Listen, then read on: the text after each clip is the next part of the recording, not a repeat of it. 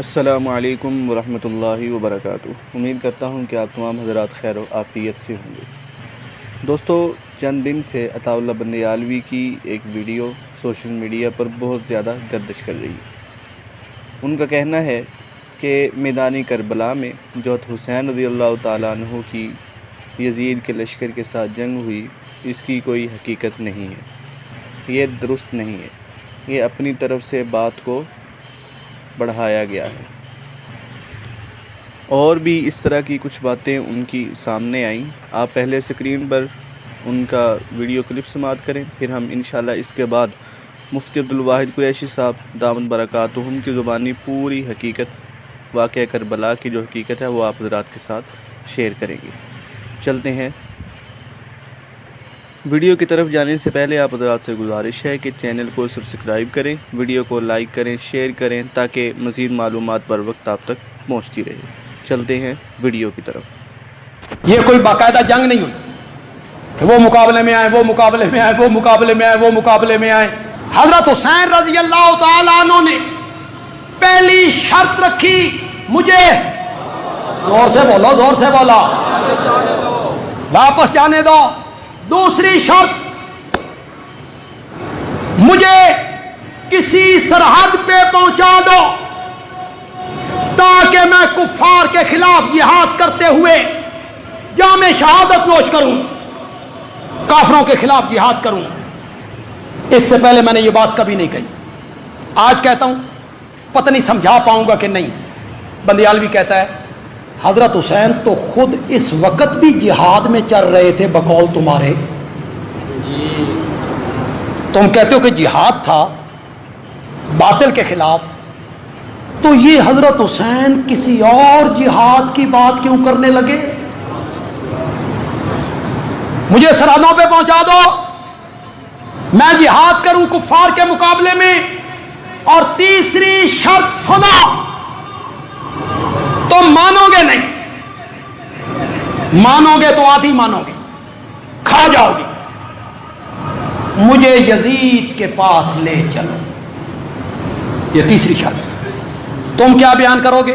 میں اپنا معاملہ اس سے طے کر لیتا، میں اپنا معاملہ اس سے طے کر لیتا، تم مجھے یزید کے پاس لے چلو۔ میرا اپنا نقطہ نظر یہ ہے، مرزا صاحب آپ کا بہت مطالعہ ہے اس موضوع پر، اللہ نے آپ کو بڑے فہم سے، علم سے نوازا ہے، اللہ اس میں ترقی عطا فرمائے اور اس کا اجر دے آپ کو اللہ۔ آپ صحابہ سے بہت محبت کرتے ہیں۔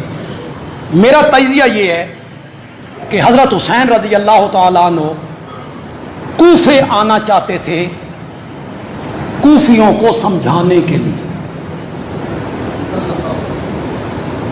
یہ میں آج بات پہلی مرتبہ کہہ رہا ہوں، پہلی مرتبہ حضرت حسین چاہتے تھے یہ کوفی اٹھ کھڑے ہوئے ہیں وقت کے حکمران کے خلاف اور مجھے استعمال کرنا چاہتے ہیں اور پچھلی تاریخ جمل اور صفین کی دہرانا چاہتے ہیں، اس کو مٹایا جائے۔ حضرت حسین کوفے آ کے کوفیوں کو سمجھانا چاہتے تھے کہ تم جو قدم اٹھا رہے ہو یہ قدم صحیح۔ اب حضرت حسین کا دامن کیا ہو گیا؟ حکومت کے خلاف بھی نہیں آ رہے، کوئی اس کو کہے یہ بغاوت ہو رہی ہے، نہ، ہم یہ نہیں کہہ سکتے، ہماری زبان اس کی اجازت نہیں دیتی، ہمارا ضمیر اس کی اجازت نہیں۔ حضرت حسین کوفیوں کو سمجھانا چاہتے تھے کہ تمہارا قدم غلط ہے، تم ماضی کی تاریخ مت دہراؤ، میں نہیں دہرانے دوں گا۔ جب خط حضرت حسین نے سامنے کیے، سامنے، اور یہ تیسری شرط مانی گئی اور حضرت حسین نے کوفے کا راستہ چھوڑا اور کس راستے پہ چلے؟ دمشق۔ دمشق آج بھی بندیالوی کہتا ہے عقل استعمال کرو، خدا کے لیے سوچو، آنکھیں بند نہ کرو۔ مکے سے کوفے جائیں، راستے میں کربلا نہیں آتا، نہیں آتا۔ مکے سے دمشق جائیں تو راستے میں کیا آتا ہے؟ آج بھی جاؤ. معلوم ہوتا ہے حضرت حسین نے کوفے کا راستہ چھوڑا, کون سا راستہ اختیار کر دیا؟ کہاں جانا چاہتے ہیں؟ تیسری شرط مانی گئی ہے, جا رہے ہیں. یہ جو ابن سعد کا دستہ ہے, ہو سکتا ہے اس میں بھی کچھ بے ایمان کوفی سبائی شامل ہو گیا, اپنا مطلب نکالنے کے لیے اس دستے میں ہی شامل ہو گیا. 7 کوفی حضرت حسین کے ساتھ آ رہے تھے مکے سے, وہ 7 تھے, اس دستے میں بھی شامل ہو گئے. جب انہوں نے سوچا کہ اگر حضرت حسین چلے گئے یزید کے پاس اور ان کی ہو گئی صلح, تو حضرت حسین ہمارے خط یزید کے سامنے رکھ دیں گے, اس پر ہماری موریں ہیں, نام ہے, یزید تو ہماری چمڑی ادھیڑ دے گا. انہوں نے فیصلہ کیا کہ کوئی طریقہ اپناؤ کہ حضرت حسین یزید تک نہ پہنچے اور یہ خط بھی ختم کر دیے جائیں. جب یہ مشورہ ہوا 30 بندے الگ ہو گئے حر کی قیادت کہ یہ کام تم نہ کرو جو کام تم کرنا چاہتی ہو. لیکن انہوں نے جو ابن سعد کے دستے میں کچھ کوفی سبائی یہودی چھپے ہوئے تھے اور وہ 60 کوفی جو ساتھ آ رہے تھے, انہوں نے یکبارگی حملہ کیا اور حضرت حسین اور ان کے ساتھ دوسرے ساتھیوں کو کیا کر دیا؟ شہید کر دیا. یہ کوئی باقاعدہ جنگ نہیں ہوئی کہ وہ مقابلے میں آئے, وہ مقابلے میں آئے, وہ مقابلے میں آئے, وہ مقابلے میں آئے. آج یہ ہوتا ہے خیمے میں یہ بات ہو رہی تھی اور جناب زینب نے یوں کہا, ام کلثوم نے یوں کہا, علی اکبر نے یوں کہا, علی اصغر نے یوں کہا, انہیں پانی مانگا, انہوں نے پانی اس سے مانگا, عباس گھوڑے پہ چڑھے اور مشکیزیں. واہ, تین کس دسیا؟ کون ہے راوی؟ پہلے شاید یہ بات کہی ہو, نہیں تو آج سنو. کربلا کا واقعہ, یہ سارا واقعہ, اس پر جو سب سے پہلی کتاب لکھی گئی اس کا نام ہے مقتل, مقتل حسین. کیا نام ہے؟ کس نے لکھی؟ لوط ابن یحییٰ ابو مخنف, اس نے لکھی. یہ چشمدید ہے, یہ کربلا میں تھا. یہ 171 ہجری میں مرا ہے. اس کی موت کب ہوئی ہے؟ 100, اور کربلا کب ہوئی؟ 61. کربلا کے 110 سال بعد اس کی موت واقع ہوئی. اس کا مطلب یہ اس وقت پیدا بھی نہیں ہوا تھا. اس کی عمر 70 سال 80 سال بھی مان لی جائے تو یہ کربلا کے 20-30 سال بعد پیدا ہوا. اور یہ لکھتا ہے یوں ہوا تھا, یوں ہوا تھا, یوں ہوا تھا, یوں ہوا تھا. یہ لوط ابن یحییٰ لکھتا ہے. اور سنو, اگر تم اہل علم لوگوں تحقیق کی کوئی قدر کرنا جانتے ہو, اندھا دھند تقلید کا میں ذمہ دار نہیں ہوں, اندھا دھند تقلید کرتے چلے جاؤ. تحقیق کے میدان میں آؤ. تمام محدثین نے لوط ابن یحییٰ کے متعلق لکھا فَهُوَ كَذَّابٌ. کون تھا؟ شیعیٌ جلا بھنا. کیا لفظ ہے جی؟ جلا بھنا. تمام محدثین نے لوط ابن یحییٰ کے متعلق لکھا, یہ سب اس کی روایتیں ہیں. تبری نے لی, تبری کہتا ہے لوط ابن یحییٰ یوں کہتا ہے, تبری نے لے لی. البدایہ والنہایہ میں علامہ ابن کثیر نے ساری باتیں لکھی, لکھ کے آخر میں کہتے ہیں دل تے نہیں مندا, تبری نہ لکھتا تو میں بھی. یہ تاریخ ہے جی. ان کا ماخذ کون ہے؟ لوط ابن یحییٰ. کربلا کو سب سے پہلے کس نے بیان کیا؟ زور سے بولو, زور سے بولو. کربلا کے واقعات کو سب سے پہلا بیان کرنے والا کون ہے؟ یہ کون ہے؟ کذاب ہے. یہ سین نہیں ہے, اس کی روایتوں کے بلبوتے پہ ناچتے پھرتی ہیں۔ تو آپ نے عطا اللہ بندیالوی کا اسکرین پر کلپ سماعت کر لیا، اب ہم اس کا مدلل جواب مفتی عبدالواحد قریشی دامت برکاتہم کی زبانی سنتے ہیں۔ چلتے ہیں ویڈیو کی طرف۔ سیدنا معاویہ رضی اللہ عنہ کے بعد جب یزید تخت نشین ہوا ہے اور یزید نے بیعت کے لیے سب کو خط لکھے، گورنروں کو اور پیغامات بھیجے، تو مدینہ میں جو گورنر ہے وہ ولید بن عتبہ بن ابی سفیان ہے۔ یہ یزید کے رشتے میں تو ایک چچے کی حیثیت لگتی ہے۔ جب ان کے پاس خط آیا کہ سب مدینہ کے بڑوں سے بیعت لو، ان میں حضرت حسین کا رتبہ بہت بڑا رتبہ ہے۔ سیدنا حسین ابن علی رضی اللہ عنہ کی بیعت کے سلسلے میں بلایا گیا، عبداللہ بن زبیر کو بلایا گیا۔ عبداللہ بن زبیر نے تو فرمایا میں مصروف ہوں، وہ مکہ شریف چلے گئے تھے۔ حضرت حسین نے فرمایا مجھے آپ سوچنے کی مہلت دیں۔ میرے دوستوں میں یہاں ایک ساتھ جملہ کہتا جاؤں، حضرت حسین رضی اللہ عنہ نے جو سوچنے کی مہلت دی ہے، وہاں سے مکہ مکرمہ کا سفر کیا ہے۔ یہ جو مکہ آئے ہیں، حضرت حسین نے بیعت سے انکار کر کے مکہ مکرمہ آئے اور وہاں سے کربلا اور وہاں سے عراق تشریف لائے ہیں۔ اس پر ایک غلط فہمی اپنے ذہن سے نکال لیں۔ آج یہ غلط فہمی پھیلائی گئی ہے کہ حضرت حسین کا یہاں سے نکلنا یزید سے لڑائی کے لیے تھا، یہ جہاد کے لیے تھا۔ یوں نہیں ہے، میں بتاؤں گا یہ سفر کیوں ہے، لیکن پہلے میں اس غلط فہمی کو ختم کر دوں۔ اگر یہ جہاد کے لیے تھا، اگر اس وقت لڑائی کے لیے تھا، تو حضرت حسین اپنی بیوی بچوں کو ساتھ لائے ہیں یا نہیں لائے؟ بولیے، گھروں کی خواتین کو لائے ہیں یا نہیں لائے؟ خواتین کو ساتھ لے کر جہاد کیا جاتا ہے۔ آج کشمیر کے حالات خراب ہیں، جب ابھی بارڈر پہ جانے کا حکم آ جائے تو ہمارے فوجی اپنی بیوی بچوں کو لے کر جائیں گے؟ بولیے، تو یہ بیوی بچوں کو ساتھ لے کر کیوں گئے؟ تاریخ کو مسخ کیوں کرتے ہو؟ جھوٹ کیوں بولتے ہو؟ حقیقت بتائیں کہ کس لیے نکلے تھے؟ حضرت حسین کا موقف یہ تھا، یزید خلافت کا اہل نہیں ہے، اور ٹھیک موقف تھا ان کا، ہم تائید کرتے ہیں حضرت حسین کے موقف کی۔ حضرت حسین اس لیے نکلے تھے کہ یزید کے معاملے کو دیکھا جائے، ابھی جو لوگ بیعت کر رہے ہیں ان کو روک دیا جائے تاکہ اس کی خلافت منعقد نہ ہو سکے۔ وہ اس وجہ سے نکلے، اس جگہ سے سفر کیا۔ یہ تو اس کے بعد ظالموں نے راستے میں شہید کر دیا، اور یزید سے ظالم فاسق اور فاجر نے بدلہ نہ لے کے خود کو قاتلوں کی صف میں ٹھہرا دیا۔ اب وہ اس سے بھی برا بن گیا ہے، یہ تو اور بات ہے، لیکن یہ سفر لڑنے کے لیے نہیں تھا، یہ سفر حالات کے معلوم کرنے کے لیے، اپنے ساتھ عوام کو ملانے کے لیے تھا، یہ لڑنے کا سفر نہیں تھا۔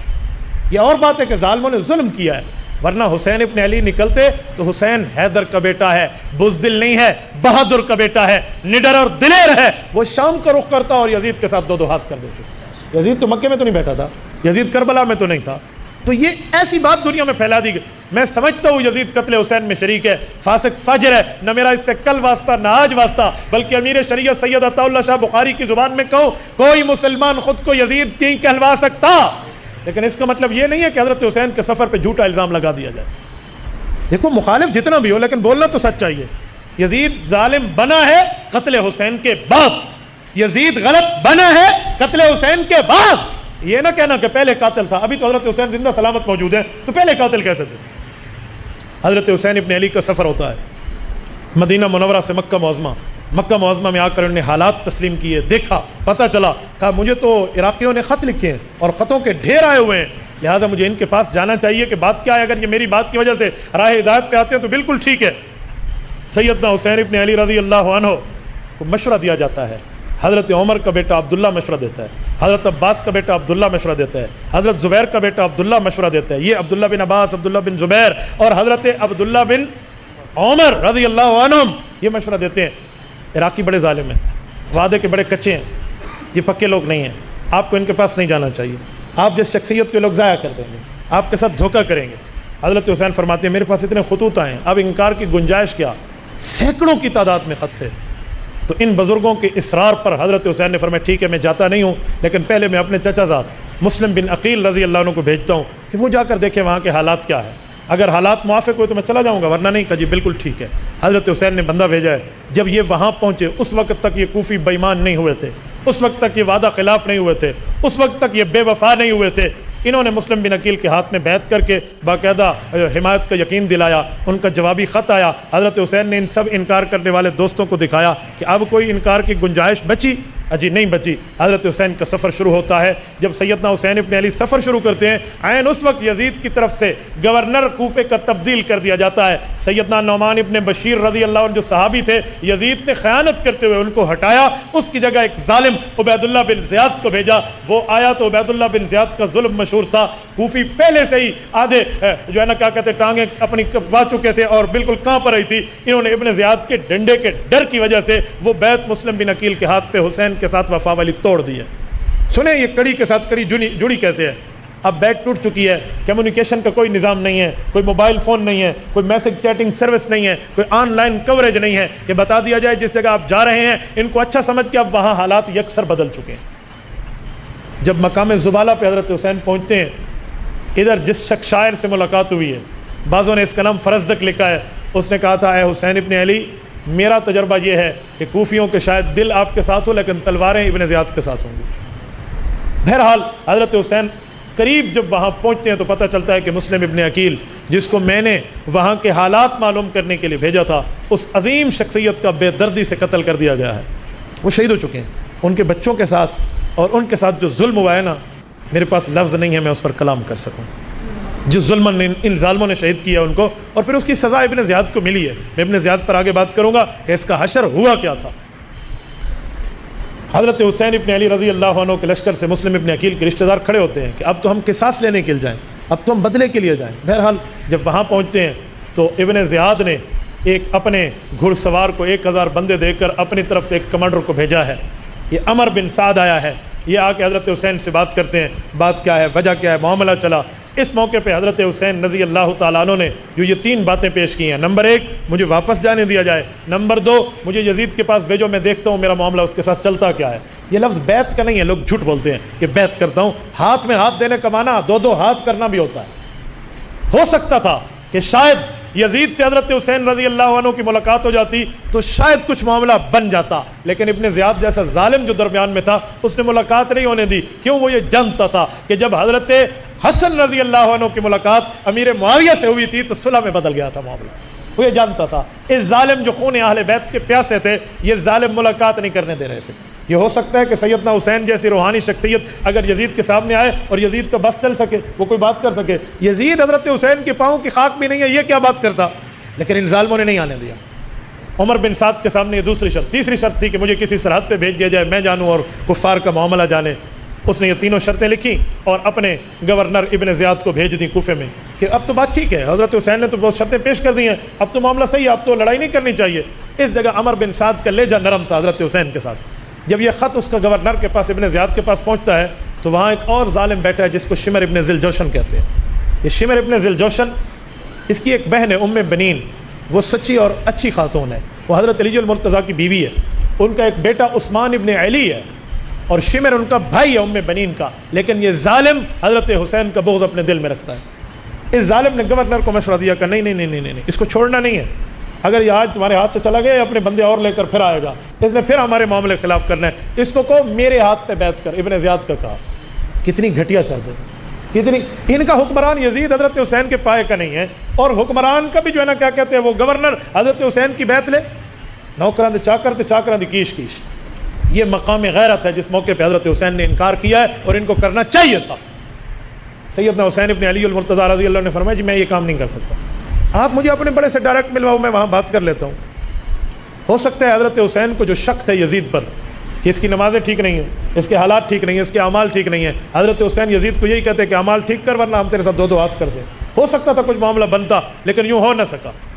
اب جب ابن زیاد نے شمر کی یہ بات سنی، کہا اچھا، کہا عمر بن سعد جس کو آپ نے لشکر دے کر پہلے بھیجے وہ تو حسین کے ساتھ مل گیا، اس بندے کو ہٹا دو، مجھے بھیجو۔ تو اس نے 2000 بندے اس کے ساتھ شمر کے ساتھ بھیجے کہ تو جا کر عمر بن سعد کو کہے کہ تو حسین کے ساتھ سختی کرتا ہے بیعت کے لیے تو کر ورنہ ہم تیری گردن قلم کریں گے۔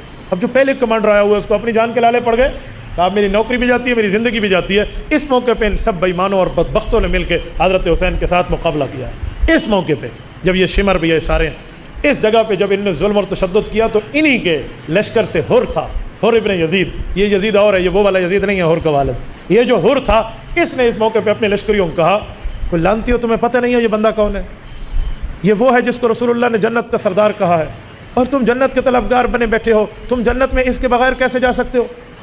تمہیں اتنی حیا نہیں آتی، اس کی زبان رسول اللہ نے چوسی ہے، اسے رسول اللہ نے پہلی گھٹی دی ہے، یہ فاطمہ کی نسل ہے، یہ حیدر ابن ابی طالب کا فرزند ہے، اور اس کا رتبہ آپ نہیں جانتے، اس کا فضل نہیں جانتے، اس کی کتنی اچھی 3 شرطیں تھی، تم مان لیتے، تم نے آگے جو ہے نا کیا کہتے ہیں ہٹ دھرمیاں شروع کر دی ہیں، اپنی شرطوں سے ہٹو ورنہ میں تمہارے ساتھ نہیں رہ سکتا۔ اس موقع پہ حر کی غیرت جاگی تھی، اس نے وہاں سے گھوڑے کو ایڑ لگائی اور حسینی قافلے میں آ کر شامل ہوا۔ ایسے ظالموں سے حر نکلا کرتے، اور وہ بندہ جب تک حضرت حسین کی شہادت حمایت میں شہید نہیں ہوا نا، وہ واپس نہیں گیا وہاں سے، شہادت کے بعد اس کو قبرستان لے جایا گیا ہے۔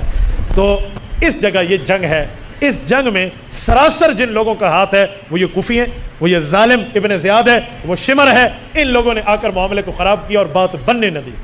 سیدنا حسین ابن علی رضی اللہ عنہ کی شہادت کے بعد ظلم دیکھیں، جب ابن زیاد کے دربار میں حضرت حسین رضی اللہ عنہ کا سر مبارک رکھا گیا تھا تو وہ لاٹھی سے اشارے کر کے ہونٹوں پہ مار رہا تھا۔ کہتے ہیں اس وقت حضرت حسین کی داڑھی مبارک وسمہ، یہ یمنی مہندی ہے، اس کے ساتھ رنگی ہوئی تھی، تو اس نے اشارہ کیے تو ایک بوڑھے صحابی رسول حضرت زید ابن ارقم رضی اللہ عنہ بیٹھے ہیں۔ یہ وہ زید ابن ارقم ہے جب کافروں نے اپنا پارلیمنٹ دار الندوہ سے بنایا تھا تو اس زید کے والد ارقم نے اپنا گھر دار ارقم کہہ کر حضور پاک کا پارلیمنٹ بنایا تھا۔ یہ اس وقت بہت بوڑھے تھے، انہوں نے کہا یا ابن زیاد، اللہ اکبر، ترمذی میں لفظ موجود ہے، کہا ظالم عارض ان قضیبک ولقد رأیت رسول اللہ صلی اللہ علیہ وسلم مرارا یلازمہ، کہا اپنی اس لاٹھی کو اے بدبخت یہاں سے ہٹا دے، میں نے ان ہونٹوں کو کئی بار رسول اللہ کو چومتے دیکھا، کئی بار حضور پاک علیہ السلام کو چومتے دیکھے، اپنے یہاں سے ہاتھ ہٹا لو۔ اس کے بعد ان ظالموں کو ظلم دیکھیں، انہوں نے لشکر شام بھیجا ہے یزید کے پاس۔ یزید کی سب سے بڑی خامی جو اس کو برباد کر کے لے گئی ہے اور دنیا آج یزید پر جو ہے نا کیا کہتے ہیں تف کر رہی ہے، اس کی بنیادی وجہ یہ ہے جب اس کو قتل حسین کی خبر ملتی ہے تو اس کو چاہیے تھا یہ ان قاتلین کا کلا کما کرتا، یہ حضرت حسین رضی اللہ عنہ کے قتل کا بدلہ لیتا، نواز رسول کی شہادت، ان سب کے خونوں سے حسین کا پسینہ افضل تھا، کوئی عام بات تو نہیں تھی، لیکن اس نے کیا بدلہ لیا ہے؟ صرف لان تان بدلہ ہوتی ہو، تمہیں ظالموں کو اللہ ذلیل کرے ہو، کیا کر دیا، یوں کہہ کے یزید نے بات ختم کی ہے۔ اس سے سمجھ آتا ہے کہ تو اندر سے قاتلوں کے ساتھ ملا ہوا ہے، اس سے سمجھ آتا ہے کہ تیرے معاملے خراب ہیں، اس نے تو کچھ نہیں کیا ہوا۔ حالانکہ جب اہل بیت کی خواتین یزید کے محل میں گئی تھی تو اہل بیت کی خواتین میں سیدہ زینب رضی اللہ عنہ حضرت حسین کی بڑی بہن موجود ہیں، حضرت علی کی بڑی بیٹی ہیں، یہ جب یزید کی بیوی سے ملتی ہیں تو یزید کی بیوی کی چیخیں اور آہیں سنتے لوگ نظر آتے، وہ رونے لگ گئی، گھر میں کوہرام مچ گیا کہ یہ ہوا کیا ہے۔ بلکہ بعض تواریخ نے لکھا ہے کہ یزید کی بیوی اپنے سر سے دوپٹہ ڈالنا بھول گئی تھی، اس کے دربار میں آ کے کہا تھا یہ کیا قیامت برپا کر دی ہے تم نے۔ تو اس موقع پہ اس نے یزید نے اپنی چادر اٹھا کے بیوی کے سر پہ رکھی، کہ تو گھر جا، ہم معاملہ سنبھال لیں گے، لیکن کوئی نہیں سنبھالا ان لوگوں نے، کوئی نہیں سنبھالا۔ یہ ابن زیاد جیسا ظالم ہے جس نے یہ کام کیا ہے، اور رب نے اس لانتی کے ساتھ جو حشر کیا وہ یاد رکھے گا۔ یہ مختار سقفی کے ہاتھوں قتل ہوا ہے، اور اس کا سر اسی جگہ جس جگہ اس نے حضرت حسین کا سر رکھ کے لاٹھی ماری تھی، اسی گورنر ہاؤس میں مختار سقفی کے سامنے اس ابن زیاد کا سر رکھا گیا، اور اس کی لاش کو اس کے اوپر اس نے یہ کیا کہتے ہیں باولے کتے چھوڑ دیے تھے اور کتوں سے اس کا گوشت نچوایا تھا۔ یہ ظالم بچے نہیں ہیں، پھر ان کے ساتھ فردن جو معاملہ ہوا ہے پھر مختار سقفی کے ساتھ یوں ہوا ہے، پھر اس کے سر اسی جگہ رکھا گیا جس جگہ ابن زیاد کا رکھا گیا۔ ان سب ظالموں کے ساتھ یوں پیدر پہ ہوا ہے، اور اس موقع پہ ان ظالموں کو حضرت زینب رضی اللہ عنہا نے جو ان کے خلاف دعا کی ہے وہ تاریخ کے انمٹ نقوش ہیں۔ حضرت زینب نے فرمایا تھا میرا بھائی قرآن کا حافظ، میرا بھائی قرآن کا قاری، تم نے میرے بھائی کے خون بہایا، ناجائز بہایا، نہ حق بہایا، رب نہ تمہیں قرآن نصیب کرے بلکہ اللہ رب العزت تمہیں ذلیلت اور ذلیل بنا کر دنیا میں پیش کرے۔ وہ وقت اور یہ وقت قاتلین کو قرآن کا حساب اور قرآن کی دولت نہیں ملی، یوں قرآن کی دولت سے نہ قاتلین حسین میں قاری کوئی ہے، نہ قاتلین حسین میں حافظ کوئی ہے۔ اس سیدہ کی بد دعا ہے، اس سیدہ کا جملہ ہے، وہ جو جملہ کہہ گئی تھی کہ میرا حافظ تم نے مارا ہے، تمہارا حافظ کوئی نہ ہو، میرا قرآن کا قاری شہید کیا، تمہارے قرآن کے ساتھ واسطہ کوئی نہ ہو۔ اور وہی ہوا ہے، یہ وہی ہوا جو ان کے ساتھ تاریخ میں جو ہوا ہے وہ دنیا نے دیکھا ہے۔ آج ان کے نام لوگوں کو بتاؤ تو لوگ جانتے نہیں ہیں، لیکن حسین کل بھی زندہ باد تھا، حسین آج بھی زندہ باد۔ حسین یزید کے سامنے نہیں جھکا تو ان یزیدیوں کے سامنے کیسے جھکے گا؟ اور میرے دوستو، یہ 10 محرم الحرام عصر کی نماز سے پہلے کا ٹائم ہے، سن 61 ہجری ہے۔ سیدنا حسین رضی اللہ تعالیٰ عنہ کی عمر 54 سال ہے اس ٹائم، 54 سال، ایک روایت میں آتا ہے 58 سال ہے، اتنی عمریں ہیں سیدنا حسین ابن علی رضی اللہ تعالیٰ عنہ کے ساتھ ان لوگوں نے اس لشکر میں یہ کام کیا ہے۔ یہ جو دنیا میں پھیلایا جاتا ہے نا کہ اہل بیت کی خواتین نے سروں سے چادریں اتار لی تھی، اس جھوٹ جیسا دنیا میں کوئی اور جھوٹ نہیں ہے. یہ زینب اہل بیت کی وہ اہم ترین شخصیت ہے جس نے اپنی ماں فاطمہ سے حیا سیکھا ہے. وہ فاطمہ جس نے فرمایا تھا میرا جنازہ رات کو اٹھے غیر محرم کی نظر بھی میرے جنازے کی چادر پہ نہ پڑے. یہ اس کی بیٹی ہے, اسے سر ننگا نہ کہو. یہ شہادت حسین سے بڑے ظلم کی بات کر رہے ہو. وہ تو مردوں کا مسئلہ تھا, یہ عورتوں کا مسئلہ ہے. ان عورتوں نے حیا کی چادر اپنے اوپر سے اتار لی ہے, تو پھر دنیا میں کون ہے جس کے سر پہ حیا کی چادر ہے؟